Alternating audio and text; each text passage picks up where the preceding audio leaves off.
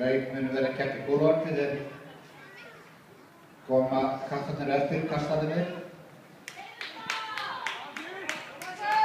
En þá það síðustu hlaupagreiningar. Það 15 hlaup kvenna, þar skráð einn keppandi, Helga Guðný Elísdóttir, Fjölni.